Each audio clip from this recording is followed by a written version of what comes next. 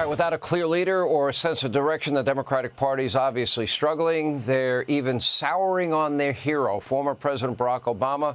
Take a look at what our good friend Stephen A. Smith said about a hypothetical third-term matchup between Obama and Trump.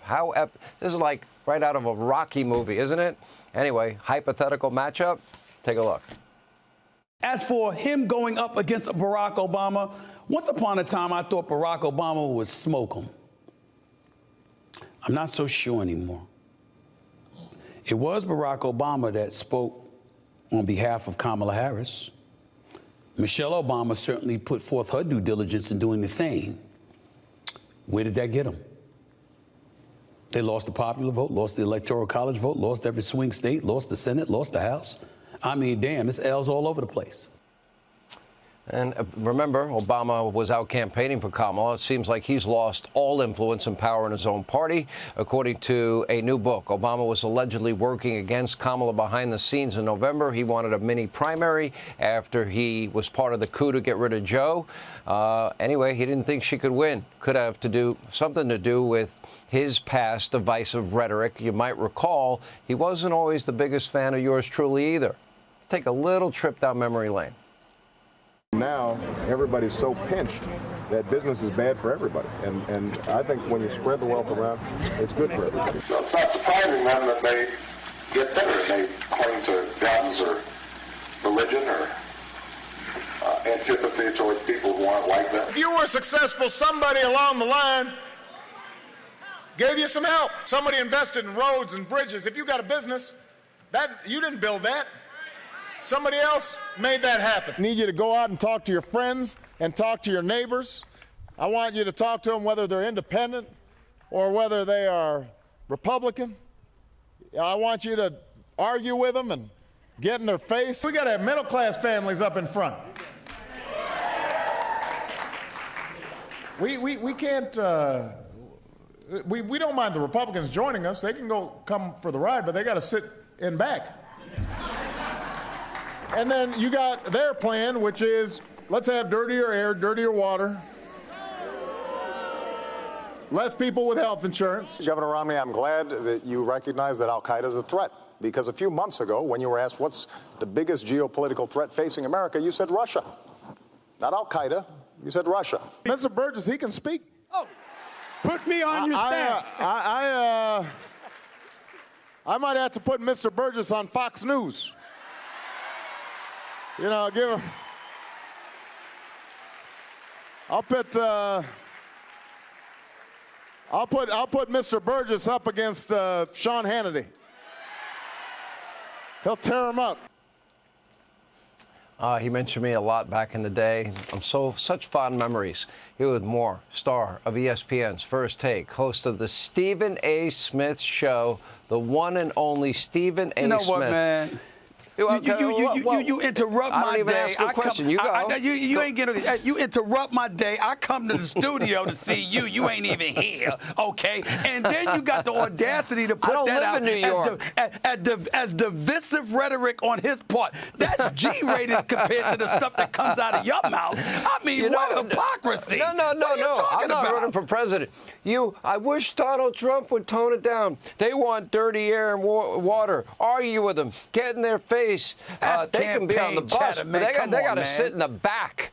Well, he was just love and, give peace a chance, man. He was so uniting. Well, listen, it wasn't about being united. It was about winning, which is something the Democrats need to learn again, because clearly they forgot how to do that. So let's get that out of the way. That's a good point. That's an absolutely good point. Secondly, that sound that you played for me talking about Obama, that was from weeks ago, okay? That wasn't since Trump with his tariff wars and all of this stuff. Let me tell you something right now. Okay, stop trying to change the subject. I'm not changing the subject. I'm right here. What do you know? Here's my question, because if we're going to have this hypothetical matchup and we're going to go to the last Rocky movie, which I thought was maybe one of the best. I loved them all.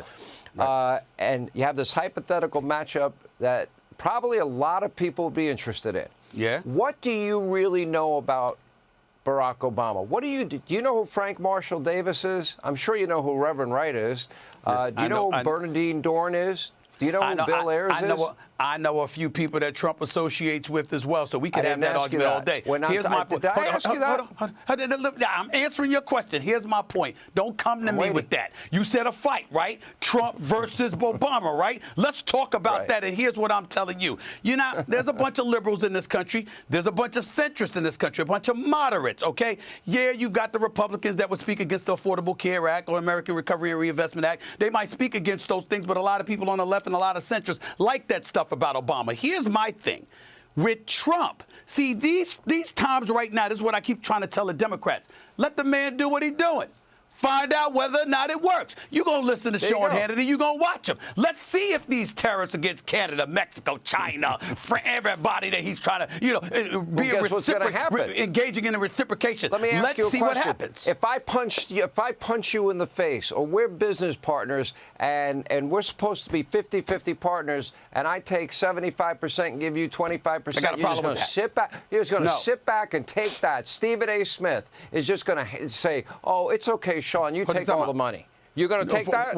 No, but here's the point that I'm making. Why should America take it? Well, I'm not telling you that America should just flat out take it. Sure, there should be a fight that's on, but how you engage in that fight, are you doing it adroitly? Are you doing it smartly? We know manufacturing jobs have been being lost for decades. Over 5 million manufacturing jobs have been lost. The age of AI, Chat GPT, and all of that has come in effect. Things have changed. Down, because you're wrong. What am I missing? Since Donald Trump started making the tariff threat alone, we have nearly $5 trillion in companies' investments. Nissan, Honda, we're going to build plants in Mexico. They're building them here. $500 billion from Apple. Foreign countries These are investing pledges, right? billions of dollars because they want to be pledges, here. Right? Other countries dropping their tariffs so they don't get tariffed. May I ask a question? Sean Hannity, are there not folks on both the left and the right, American citizens now, bringing up words like inflation, bringing up words like a potential recession, worried about the impact that tariffs are going to have on the American citizen for the immediate future? You're right. You're right about the long haul. You might be right about the long haul, but in short term, we can't ignore that either. So we have two choices here. We continue to let countries screw us over and tariff us to death at rates that we don't tariff them at. We just continue to take it like everybody else is taking it. Or we draw a line in the sand. We're the land of the free and the home of the brave, and we say, it's your choice. If you put tariffs on us, we'll have to put them on you. Or we can have free and fair trade. It's up to the country to decide. Tell me, Stephen A., what's unfair about that? Listen, it's not a matter of it being unfair. I'm not accusing the man of being unfair as it pertains to that particular issue. And by the way, I was listening to Lindsey Graham before I came on. I actually like that man. Don't tell him, but I actually like that man. But here's the deal, okay, Sean Hannity? Here's the deal.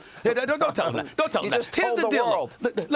Here's the deal. I mean, I just like how he comes at it. I don't agree with him half the time, but I like the way he comes at it. What I'm saying to you is this. You just brought up a boxing analogy. You can knock somebody out, or you can jab them to death, or you can rope or dope them. There's a variety of ways that you can beat people in terms of, instead of doing it the way that Trump is doing it, because he's upsetting everything. And in the process of that, you got American citizens worried as to whether or not it's going to work.